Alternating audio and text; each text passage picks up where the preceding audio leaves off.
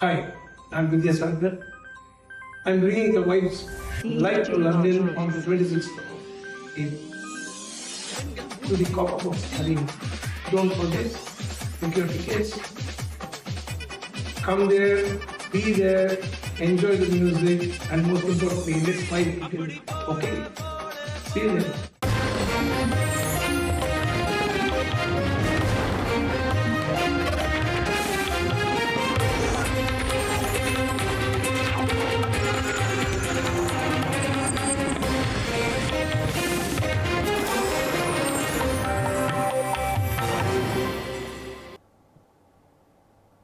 வணக்கம். இது ஐபிசி தமிழின் மதிய நேர பிரதான செய்திகள். முதலில் தலைப்புச் செய்திகள். பெண் மருத்துவரை பாலியல் வன்கொடுமைக்கு உட்படுத்திய சம்பவம், சந்தேக நபர் கைது. வைத்தியசாலைகளில் தொடரும் பணிவிலகல் போராட்டம், அசௌகரியங்களை எதிர்நோக்கும் நோயாளர்கள். தமிழரசு கட்சியிலிருந்து விலகும் உறுப்பினர் புறக்கணிக்கப்பட்டதாகவும் கருத்து. தேசிய தலைவரின் மரணம் தொடர்பில் வெளியான அறிவித்தல், சீற்றம் வெளியிட்ட பொன்சுதன். தமிழர் தாயகத்தில் தொடரும் மழையுடனான காலநிலை, மக்களின் இயல்பு வாழ்க்கை பாதிப்பு. டெல்லியில் சட்டவிரோத குடியேற்றம், 20 பங்களாதேஷ் பிரஜைகள் கைது. இனி தொடர்வது விரிவான செய்திகள்.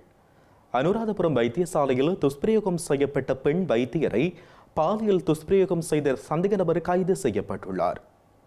சந்தேக நபர் இன்று காலை கல்நீவு பகுதியில் வைத்து கைது செய்யப்பட்டுள்ளதாக காவல்துறையினர் தெரிவிக்கின்றனர். சந்தேக நபர் ராணுவத்தில் இருந்து தப்பியோடியவர் என நேற்று அடையாளம் காணப்பட்டதோடு அவரை தேடுவதற்கான 5 காவல்துறை குழுக்களால் சிறப்பு நடவடிக்கை மேற்கொள்ளப்பட்டிருந்தது. இந்த சம்பவத்தின் அடிப்படையில் அனுராதபுரம் வைத்தியசாலையில் வைத்தியர்கள் உள்ளிட்ட அனைத்து சுகாதார ஊழியர்களின் பாதுகாப்பினை உறுதி செய்ய கோரி தொடர்ச்சியான தொழிற்சங்க நடவடிக்கையை ஆரம்பித்துள்ளனர்.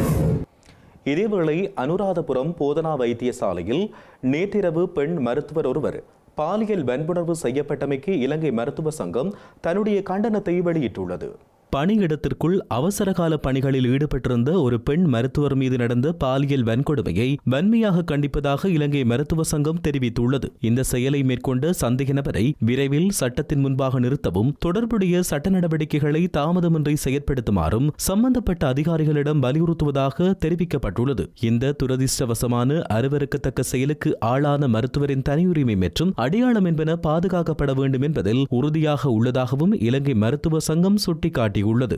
வைத்தியர்களுக்கான பணியிடங்களின் பாதுகாப்பினை விரைவில் உறுதி செய்ய வேண்டும் எனவும், இல்லையேல் வைத்தியர்கள் தமது பணிகளை தொடர்வது சவாலான விடயமாக அமையலாம் எனவும் மருத்துவ சங்கம் தெரிவித்துள்ளது. சுகாதார பணியாளர்களின் பாதுகாப்பு மற்றும் நோயாளிகளின் பாதுகாப்பு ஆகிய இரண்டும் ஒன்று என்பதை சம்பந்தப்பட்ட அதிகாரிகள் புரிந்து கொள்ள வேண்டும் எனவும் இதன்போது குறிப்பிடப்பட்டுள்ளது. பல்வேறு சவால்களுக்கு மத்தியில் நாடு முழுவதிலும் தங்கள் கடமைகளை மேற்கொண்டு வரும் மருத்துவர்கள் உட்பட சுகாதார பணியாளர்களின் பாதுகாப்பை உறுதி செய்வது அரசாங்கம் மற்றும் பொதுமக்களின் பொறுப்பு என்பதை மறந்துவிடக் கூடாது எனவும் இலங்கை மருத்துவ சங்கம் மேலும் சுட்டிக்காட்டியுள்ளது. அனுராதபுரம் போதனா வைத்தியசாலையில் பணிபுரியும் வைத்தியர் மீதான பாலியல் வன்கொடுமையுடன் தொடர்புடைய நபரை கைது செய்யுமாறு கோரி நாடளாவிய ரீதியில் பணி பகிஷ்கரிப்பு போராட்டங்கள் முன்னெடுக்கப்பட்டு வருகின்றன. சந்தேக நபர் கைது செய்யப்பட்ட போதிலும் நாளை காலை வரையில் இந்த போராட்டம் முன்னெடுக்கப்படும் என அரச வைத்திய அதிகாரிகள் சங்கம் அறிவித்துள்ளது. அனுராதபுரம் போதனா வைத்தியசாலையில் கடமையில் இருந்த பெண் மருத்துவர் ஒருவர் பாலியல் வன்கொடுமைக்கு உட்படுத்தப்பட்டமைக்கு எதிர்ப்பு தெரிவித்து அனுராதபுரம் போதனா வைத்தியசாலையின் வைத்தியர்கள் நேற்று பணி பகிஷ்கரிப்பில் ஈடுபட்டனர். இந்த சம்பவம் தொடர்பில் கலந்துரையாடுவதற்கும் எதிர்கால நடவடிக்கைகள் குறித்து தீர்மானிப்பதற்கும் அரச வைத்திய அதிகாரிகள் சங்கத்தின் விசேட கூட்டம் நேற்று இடம்பெற்றதாக அரச வைத்திய அதிகாரிகள் சங்கத்தின் செய்தி தொடர்பாளர் வைத்தியர் சமில் விஜயசிங்க தெரிவித்தார். பொது வைத்தியசாலையின் வைத்தியர்கள் இன்றைய தினம் பணிப்புறக்கணிப்பில் ஈடுபட்டு வருவதால் நோயாளர்கள் பெரும் அவதிக்குள்ளாகியுள்ளனர். இந்த நிலையில் சந்தேக நபர் கைது செய்யப்பட்டுள்ள போதிலும் 24 மணி நேர பணி பகிஷ்கரிப்பை முன்னெடுப்பதாக அரச வைத்திய அதிகாரிகள் சங்கம் தெரிவித்துள்ளது. இதன்படி அரச வைத்திய அதிகாரிகள் சங்கத்தின் பணி பகிஷ்கரிப்பு நாளை காலை 8 மணி வரை தொடரும் என அறிவிக்கப்பட்டுள்ளது. அனுராதபுரம் போதனா மருத்துவமனையில் பெண் மருத்துவரின் பாலியல் வன்கொடுமைக்கு எதிர்ப்பு தெரிவித்து இன்றைய தினம் நாடு தழுவிய ரீதியில் அடையாள பணி புறக்கணிப்பு இடம்பெற்று வருவதால் நோயாளர்கள் அசௌகரியங்களை எதிர்நோக்கி வருகின்றனர்.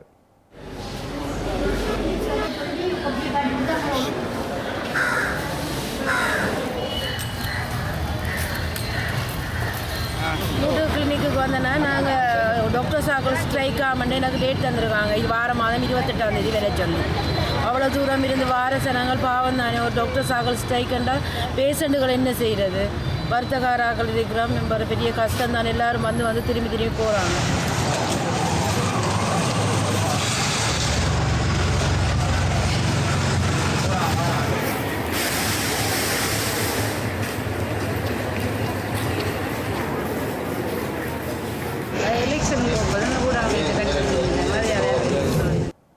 இந்த நிலையில் ஸ்ரீலங்கா சுகாதார அமைச்சர் நலிந்த ஜெயதிச அனுராதபுரம் வைத்தியசாலைக்கு இன்றைய தினம் பயணம் ஒன்றினை மேற்கொண்டு பெண் வைத்தியர் பாலியல் துஷ்பிரயோகம் செய்யப்பட்ட சம்பவம் தொடர்பில் வைத்தியசாலையின் பணிப்பாளர் துணை பணிப்பாளரிடம் விசேட கலந்துரையாடல் ஒன்றை நடத்தியுள்ளார். அனுராதபுரம் போதனா வைத்தியசாலையில் பெண் வைத்தியர்களின் விடுதிக்குள் நுழைந்து கடந்த 10ஆம் தேதி நபரொருவர் பெண் வைத்தியர் ஒருவரை பாலியல் வன்கொடுமை செய்துள்ளார். குறித்த பெண் வைத்தியர் பாலியல் வன்கொடுமை செய்யப்பட்டுள்ள சம்பவம் தொடர்பில் சந்தேக நபரான முன்னாள் ராணுவ வீரர் ஒருவர் கைது செய்யப்பட்டுள்ளார். இந்த நிலையில் சுகாதார அமைச்சர் நலிந்த ஜேதிச அனுராதபுரம் வைத்தியசாலைக்கு இன்றைய தினம் விஜயம் ஒன்றை மேற்கொண்டுள்ளார். பெண் வைத்தியர் பாலியல் துஷ்பிரயோகம் செய்யப்பட்ட சம்பவம் தொடர்பில் வைத்தியசாலை பணிப்பாளர் துணை பணிப்பாளர் உள்ளிட்ட வைத்திய குழுவிடம் விசேட கலந்துரையாடல் ஒன்றையும் அவர் நடத்தியுள்ளார். தமிழீழ விடுதலை புலிகளின் தலைவரின் வீரச்சாவை அறிவித்தவர்கள் இன்று போரில் மக்களை சுட்டுவிட்டு வெளிநாடுகளுக்கு தப்பி ஓடியவர்கள் என பொன்சுதன் தெரிவித்துள்ளார்.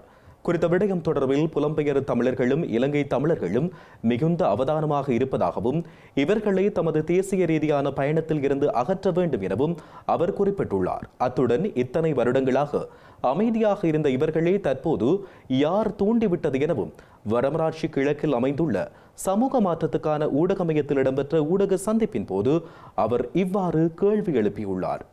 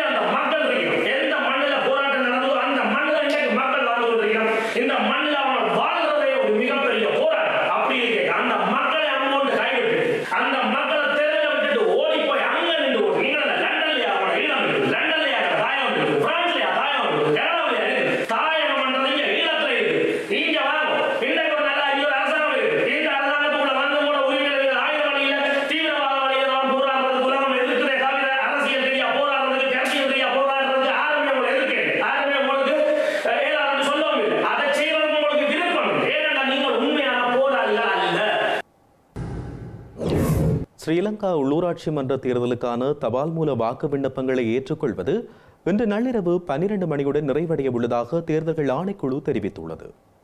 ஸ்ரீலங்கா உள்ளூராட்சி மன்ற தேர்தல் இடம்பெறவுள்ள நிலையில் அதற்கான விண்ணப்பங்களை ஏற்றுக்கொள்ளும் நடவடிக்கைகள் ஆரம்பிக்கப்பட்டிருந்தன. இந்த நிலையில் தபால் மூலமான வாக்கு விண்ணப்பங்களை ஏற்றுக்கொள்வதற்கான கால அவகாசம் இன்று நள்ளிரவு 12 மணியுடன் நிறைவடைய உள்ளதாக தேர்தல்கள் ஆணைக்குழு தெரிவித்துள்ளது. தபால் வாக்களிப்புக்கு விண்ணப்பிக்க விரும்பும் அரசு அதிகாரிகள் மற்றும் பாதுகாப்பு பணியாளர்கள் சம்பந்தப்பட்ட வாக்குச்சாவடி பகுதிக்கான மாவட்ட தேர்தல் அதிகாரியிடம் விண்ணப்பங்களை சமர்ப்பிக்கலாம் என்றும் தெரிவிக்கப்பட்டுள்ளது. வேட்புமனு அறிவிப்புகள் வெளியிடப்பட்டுள்ள 336 உள்ளூராட்சி நிறுவனங்களுக்கான தேர்தலில் போட்டியிடும் அங்கீகரிக்கப்பட்ட அரசியல் கட்சிகளின் அங்கீகரிக்கப்பட்ட பிரதிநிதிகளின் நியமன கடிதங்களை மார்ச் மாதம் 14ஆம் தேதி காலை 8:30 மணிக்கு முன்னர் ஒவ்வொரு உள்ளூராட்சி நிறுவனங்களின் தேர்தல் அதிகாரியிடமும் சமர்ப்பிக்க வேண்டும் என தேர்தல்கள் ஆணைக்குழு தெரிவித்துள்ளது. இதனிடையே எதிர்வரும் மார்ச் மாதம் 13ஆம் தேதி பொது விடுமுறை தினமாக இருந்தாலும் தேர்தல்கள் ஆணைக்குழுவின் தலைமை அலுவலகம் மற்றும் அனைத்து மாவட்ட தேர்தல் அலுவலகங்களும் திறந்திருக்கும் என்றும் தேர்தல்கள் ஆணைக்குழு மேலும் தெரிவித்துள்ளது.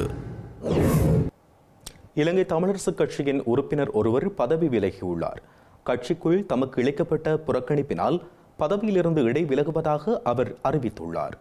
தமிழ் மக்களின் ஏகோபித்த ஆதரவு கொண்ட கட்சி என பெருமை கொள்ளும் இலங்கை தமிழரசுக் கட்சி மக்கள் மத்தியில் பலமிழந்து வருகின்றது. இவ்வாறானதொரு நிலையில் தமிழரசுக் கட்சியின் மண்முனை தென்னெருவில் பற்று பிரதேச சபையின் முன்னாள் உறுப்பினர் சி காண்டீபன் அந்த கட்சியிலிருந்து விலகுவதாக தெரிவித்து கட்சியின் பதில் பொதுச் செயலாளருக்கு கடிதம் மூலம் அறிவித்துள்ளார். இலங்கை தமிழரசுக் கட்சியின் ஆயுட்கால உறுப்பினரும் எருவில் வட்டார தமிழரசுக் கட்சியின் வட்டார கிளைக்குழு தலைவராகவும் பிரதேச கிளை உறுப்பினராகவும் பதவி வகித்து வரும் சி காண்டீபன் கடந்த 2018ஆம் ஆண்டு இடம்பெற்ற உள்ளூராட்சி சபை தேர்தலில் எருவில் வட்டாரத்தில் போட்டியிட்டு அளிக்கப்பட்ட வாக்குகளில் 50% அதிகமான மக்கள் ஆணையை பெற்று சிறந்த முறையில் மக்களுக்கு சேவையாற்றி கட்சி வளர்ச்சிக்காக செயலாற்றி வருகிறார். இவ்வாறானதொரு நிலையில் இந்த முறை உள்ளூராட்சி மன்ற தேர்தலில் தகுந்த காரணங்கள் எதுவுமின்றி மாற்று கட்சியில் இருந்து தமிழரசு கட்சியில் இணைந்து களுவாஞ்சிக்குடி வட்டார வேட்பாளரை தவிசாளர் ஆக்குவதற்கு தான் இடையூறாக இருப்பேன் என்கின்ற ஒரே காரணத்துக்காக கட்சியின் ஜனநாயக பண்புகளுக்கு முரணாக வேட்பாளராக இடம் தராமல் புறக்கணிக்கப்பட்டுள்ளதாக அவர் கவலை வெளியிட்டுள்ளார். இது தொடர்பில் கட்சியின் முக்கியஸ்தர்கள் அனைவருக்கும் அச்சமயம் எழுத்து மூலம் அறிவித்தும் இன்று வரையில் சம்பந்தப்பட்ட எவரிடமிருந்தும் எவ்வித பதிலும் கிடைக்காமல்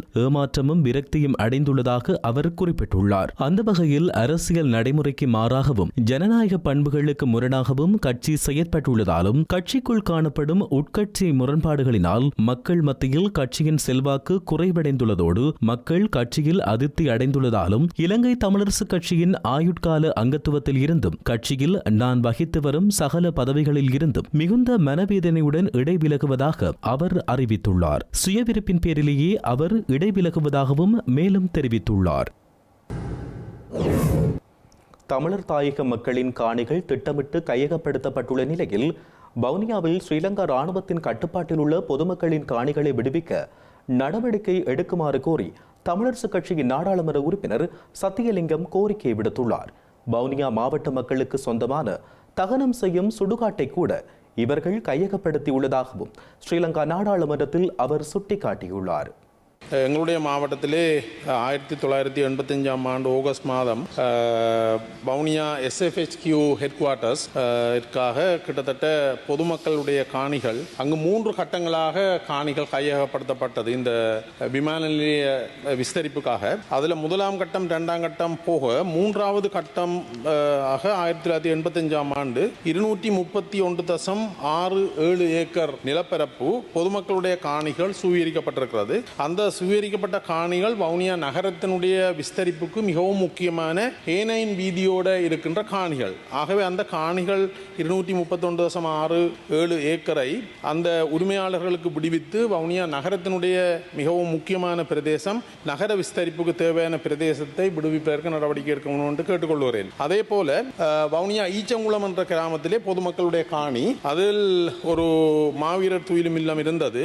அந்த காணியும் இப்போது இராணுவத்தினரால் கையகப்படுத்தப்பட்டு அங்கு ஒரு முகாம் அமைக்கப்பட்டிருக்கிறது. அந்த காணியையும் விடுவிக்க வேண்டும் என்று கேட்டுக்கொள்கிறேன். அதே போல கனகராயங்குளம் பிரதேசத்திலே 561 டிவிஷன் ஆர்மி கேம்ப் அதில் அவர்களுக்கு 3 ஏக்கர் காணி இராணுவ முகாம் அமைப்பதற்காக அரசாங்கத்தால் விடுவிக்கப்பட்டது. ஆனால் அவர்கள் அந்த 3 ஏக்கரோடு சேர்த்து மேலும் அரச காணியும் அதே போல தனியாருக்கு சொந்தமான 9 ஏக்கர் காணி கனகராயங்குளத்தினுடைய சுடலை காணி 5 ஏக்கர் மொத்தமாக 14 ஏக்கரும் இராணுவத்தினராலே கையகப்படுத்தப்பட்டிருக்கிறது. இந்த காணியை விடுவிக்க வேணும். அந்த பிரதேச மக்களுடைய சுடுகாட்டை கூட 5 ஏக்கர் கையகப்படுத்தப்பட்டிருக்கிறது. ஆகவே இந்த 3 காணி துண்டுகளையும் விடுவிப்பதற்கு நீங்கள் நடவடிக்கை எடுக்க வேண்டும் என்று இந்த சந்தர்ப்பத்திலே கேட்டுக்கொள்கிறேன்.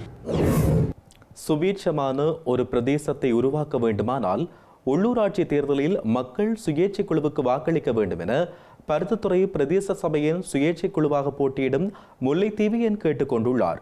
பல்வேறு கட்சிகள் வேட்பாளர்களை நிறுத்தி அதனூடாக வாக்குகளை அபகரித்து தங்களுக்கான சுயலாபத்தை நிறைவேற்றிக் கொள்வதாகவும் வடமராட்சி கிழக்கில் அமைந்துள்ள சமூக மாற்றத்துக்கான ஊடக மையத்தில் இடம்பெற்ற ஊடக சந்திப்பில் அவர் குறிப்பிட்டுள்ளார். பல வேலை திட்டங்களை செய்வதற்கு எங்களுடைய சுயேட்சை குழுவுக்கு நீங்கள் வாக்களிக்க வேண்டும்.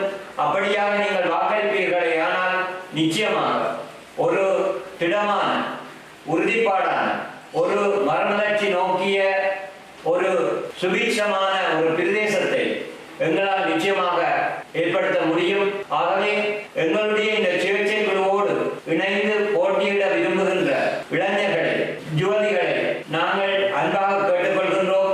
எங்களுடைய கரங்களை பலப்படுத்துவதன் ஊடாக உங்கள் ஒவ்வொரு பிரதேசத்தையும் நீங்கள் பலப்படுத்திக் கொள்ள முடியும் என்பதில் எதுவிதமான ஐயப்பாடும் இல்லை.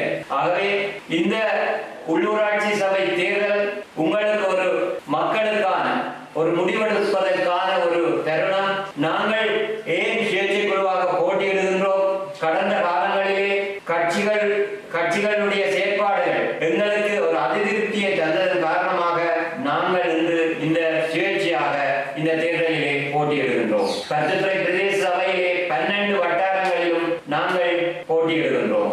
ஆகவே 12 வட்டாரங்களிலும் இருக்கின்ற மக்கள் நீங்கள் எங்கே இருந்தாலும் எங்களுடைய சின்னத்திற்கு நீங்கள் வாக்களிக்க வேண்டும். எங்களுடைய சின்னம் எங்களுக்கு கிடைத்தவுடன் நாங்கள் அதை உங்களுக்கு அந்த சின்னத்தை உங்களுக்காக பரிச்சயப்படுத்துவோம்.